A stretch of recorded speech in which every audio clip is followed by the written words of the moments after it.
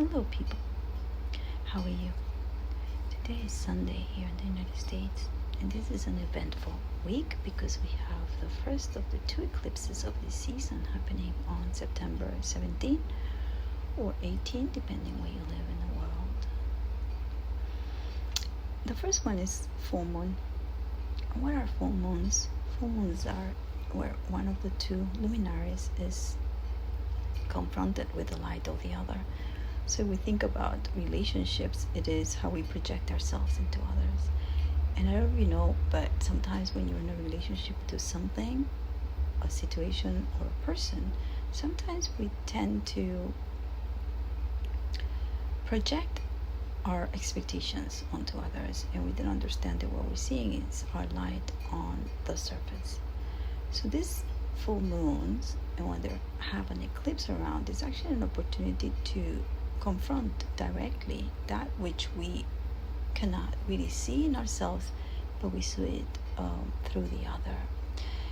And this was a very beautiful opportunity because the sun is in our light. It's in Virgo for yet a few more days, and the moon is going to be conjunct to Neptune in Pisces. It's going to be in balsamic relationship. That means it is merging with Neptune. I have that exact position in my chart. Here's 3 degrees, I have 4 degrees apart, and what that means is like our idea of how we perceive reality is our moon. This is our emotional body.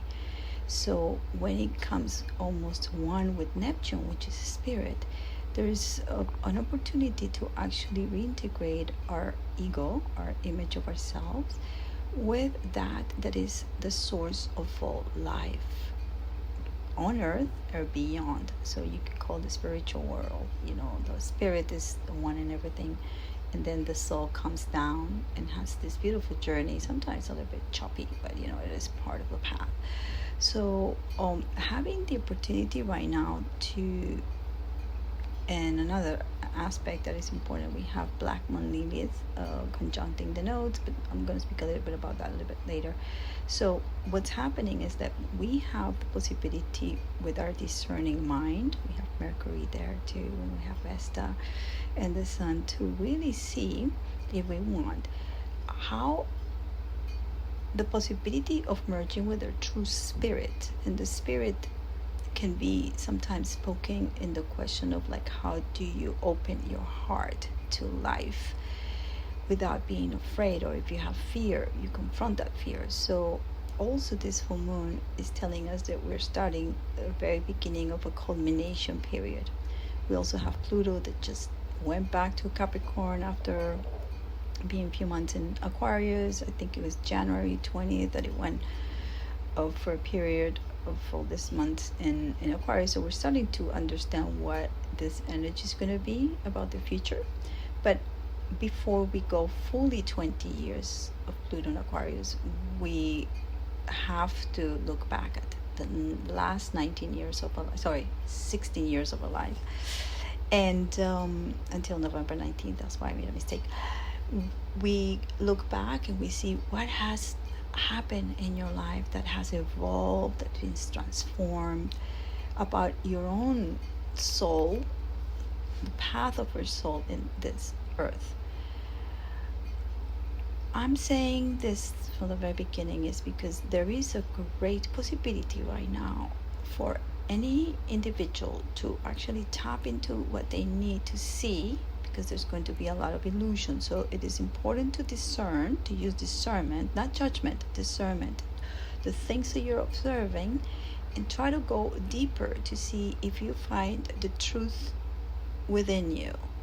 Now Mars it's in Cancer, and it's going to go retrograde in Cancer for God only knows how many months. I'm not going to talk about it right now, but it's going to be until next June, that it's actually going to go into Leo. So but this is happening, it's that the first spark of initiation and light that we have in order to motivate ourselves to go somewhere, it is going to be in Cancer, which is our emotional body. And this is also squaring this eclipse. So basically, when a planet squares the nodes, it means that you have to find one of the two sides of the direction is going to be the resolution. And in this case, the resolution is the north node, that it's at 6 degrees of Aries. Now, what I'm saying here in more like normal talk is that one has to find the courage in our individual heart to tap into the spiritual part of ourselves, that thing that is so purposeful in our lives, that will be our direction, regardless of what you're seeing out there. I'm not saying to go into denial. What I'm saying is like try to find the beauty in it, the most lyrical part of life, the most like, you know, when you go to the beach and it's the sunset and you see this beautiful body, celestial body, just like immersing itself in the sea and the horizon, and you see almost like the sea eats the sun. This is actually what's happening between the moon and Neptune, which Neptune, it's the sea. It's represented by the sea. So in a way, we are merging back to source. And when you merge back to source, your heart opens. Because our heart is actually telling us what is important. This is what is giving us our courage. Maybe funky stuff is going to start happening in the collective, but if you have your heart in the right place and you're connected or reconnected to source, whatever that is, there's nothing to fear, because you have what it takes, the courage to confront the darkness, because you can find that you are the light within. Okay, enough of this. I'm going to start talking about something else. So I wish you have an amazing time, and then I'll talk about the next eclipse that is going to happen October 2nd, if I'm not wrong, and the quality of those energies. I mean, there are more aspects in this chart right now that can speak about having the potential for long-term planification of strategies that you could actually make happen and expand, you know, having that square of Jupiter and Saturn for as long as next summer can give you some discernment right now, some ideas. You know, what is it that you have in your heart that you want to do that is so purposeful, that you want to actually make it happen, you want to make it concrete, you want Saturn to give you that dream come true, and then you can have Jupiter with the curiosity in Gemini actually expanding those ideas and making them happen. You know, they can become realistic. So if you're feeling somewhere that you are constrained, because that's another way to feel this energy, that you're constrained about your dreams, and then that every single idea that you're trying is not working, I would suggest that the best thing to do is actually go back to your heart and really, with a lot of discernment, understand that if in the list of things that you want to do, you're probably trying one of the things that is the least opening up for yourself, and probably is the one that you feel more comfortable with, and maybe that route is no longer viable. So I would recommend try to choose something that is a little bit out of your league, because that's when you can actually enhance and have that energy of Jupiter kind of like reaching out, you know, going for it. So I will suggest that you do that.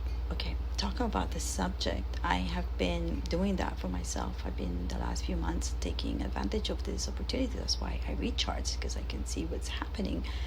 And instead of seeing this aspects or this the harmonics of the chart, sometimes when they have a lot of 90 degrees or oppositions, or kind of like aspects between two planets that they don't seem to be good or bad, I don't label anything bad or good or bad. I label them like an opportunity or a challenge, you know, like for every challenge there's an opportunity. So when I saw that there were certain aspects that they could be challenging in my chart, I said, okay, Monika, sit down and, you know, with discernment, just say what it is, like write it down and then make a plan. Not because I can control my life, but actually knowing like, okay, plan A, B, C, and D, and then I know in a way I can feel the energy to see how it can unfold without fear, but rather with a lot of I don't know, like trusting the wisdom in my life that I have so thus far. So the news this week is like my episode with Robert Breedlove came out, I think, a couple of days ago on his YouTube channel. For me, it's a big deal because, I will invite you to listen to it. It's 3 hours late. It's in gentleman, but it is 3 good hours where we had a beautiful conversation about time, space, astrology, etymology, mythology, and more personal stories that they can actually give you perspective right now of how, again, this is a podcast about Bitcoin and how I'm slowly weaving this idea of using Bitcoin as a state of consciousness, which I speak a little bit about it in my upcoming book, and how I have used this state of mind to integrate and synthesize all my other practices, which include human design and astrology and many more, meditation and breathing and humming. So I am talking a little bit when I went to do this talk that was several weeks ago, 3 weeks ago. So I knew something was emerging, that it was where I was going to be heading. And then after I finished the talk and I came back home, I wrote a little bit about how I was feeling. I was like, oh my God, I really have a very good subject here. So I ended up being invited to a talk in El Salvador in November on Bitcoin, but I'm going to speak about the Promethean myth, the fire that we have inside in order to, it's a potential so we can actually find our path. And I speak of Bitcoin as a place that it meets you where you're at, but you actually need human action. You need to take a step in order to meet yourself.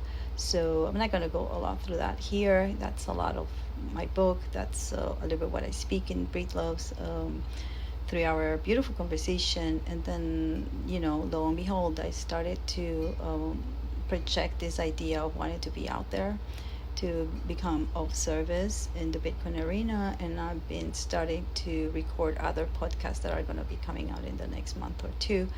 I already recorded another one last week with Paul Tarantino.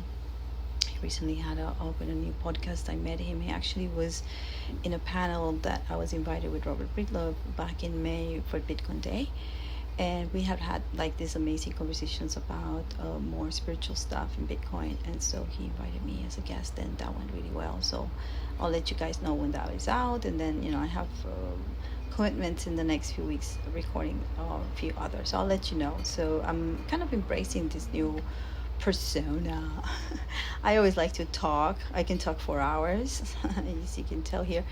But I like to give a purpose to that talk. So in my case, for instance, this eclipse and this energy is I'm tapping to the most themes that are most dear in my heart, like astrology and evolution astrology for that matter, and human design, mythology. All these subjects have always been in my heart. They've been guiding me, not only to go outside, but also deeply inside. There are practices that I've learned, studied, and now practice. And I feel like because they are so connected to my soul, I need to initiate a way to show up and be more public about it. And this is interesting because the nodes of the moon right now, they're squaring my nodes. My nodes are in Cancer, Capricorn. My north node is in Cancer, and that's where Mars is right now. So I feel that there's an initiation of me going towards a more heartfelt field where I can open up my heart and hold space for other people, so they can open up their heart and they feel they can trust themselves through this relationship to themselves, when they go deep into understanding what is it that they need to integrate with their soul and their spirit, and with the idea of what God is. I don't know if I'm making any sense, but it makes sense to me, like a lot of stuff, but sometimes it doesn't make sense to other people. That's fine too. People have to find their way to tune back to themselves.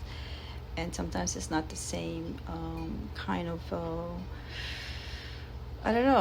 practice. So, right. Let me see if I see something else in the chart that could be meaningful for me to talk about. All right, so yeah, so we have the square with Jupiter that I already spoke about. Oh, we have Black Moon Lilith with the South Node. So this is interesting. It's like,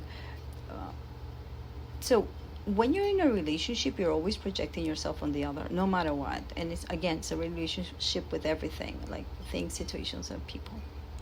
And this people doesn't have to be intimate, just to be any partner or any person you're talking to at that moment. So there will be the perhaps the possibility that what you're projecting is the shadow of yourself on the other. So that thing that you cannot see, you're actually putting it out there, and you see it in the other. So it's not that you're making things up, but things are getting, when you do a projection, like the image gets expanded. Or sound, for instance, sound can be projected. You can put it into a speaker, and then the sound goes out. So what happens is, like, all the things that you feel that are relational, like let's say that your belief systems about certain relationships are not are being in conflict right now. So you have a conversation with somebody, and then you project that onto the other, but you're not really able to see that what you're projecting is actually your own frustration, that you're not really able to communicate with your heart. That's why, again, Mars is there kind of like in the middle, telling us that if you actually initiate that connection to your heart, you could speak up about who you are, your essential self, instead of going and projecting this onto the relationship itself, because what is being spoken right now perhaps is not about them, but it's more about you and how you can use this opportunity to integrate that part which is right now outside of yourself, because it's triggering you. Remember, all triggers are part of yourself that you need to integrate for the good and the bad. So we have that, but we also have this beautiful Ceres. Demeter is at the other side, and she's been squaring the nodes for quite a while. She has a beautiful story about her daughter being snatched to the underworld by her brother Pluto. And then there's a very tragic story for the mother. And the mother ends up, the resolution is to actually accept that kind of relationship and understand how can she be supportive of the facts that this is what's happening. And in that sense, she creates this idea of abundance in a garden that it can be nurturing others. So she's like, she's in charge of the seasons. So in a way, we all have a place that we can actually build some sort of like nutrition for ourselves, whether it's like reading books or going out for walks, or petting something like an animal, or just being kind to people. Like they're the things that nurture us in different ways, and we're all very different. So I encourage you to go and look what is it about your nurturing. In my case, my series right now is exactly on my series. That is my South Node in the 11th house, and I've noticed that I can be extremely nourishing to groups. And that's how I've been finding my voice. Although I came to this life being a little bit allergic about being in groups. I just wanted to free myself from that. But I found that when I do facilitation with small groups, I'm actually a very nurturing person. So I think I'm finding my way. And so the eclipse tomorrow for me in my chart is actually very powerful, because it touches many points. Like Jupiter is on my Venus in Gemini, and Saturn is on my Chiron, and Chiron is on my Mars, Ceres is on my Ceres, Mars is on my North Node. What else? Let me see. Well, the nodes are squaring my nodes. So it's a moment for me, almost like if I didn't know the meaning of this, I would go like, oh my God, this is not good. But actually all these challenging aspects are showing me all the potential that I have and all the opportunity I have to actually be me and embrace who I am. And I'm living in a very good moment. So just want to end it there. Give yourself the space to be, give yourself the space to actually embrace what is in your heart. And if you don't know what that is, look up to your spirit and embrace it. Just, be one with that. Love you guys. Sending you the links of the podcast with Robert Breedlove below, and I might write a couple of things or more that I may fancy this week. Anyway, big love. Bye bye.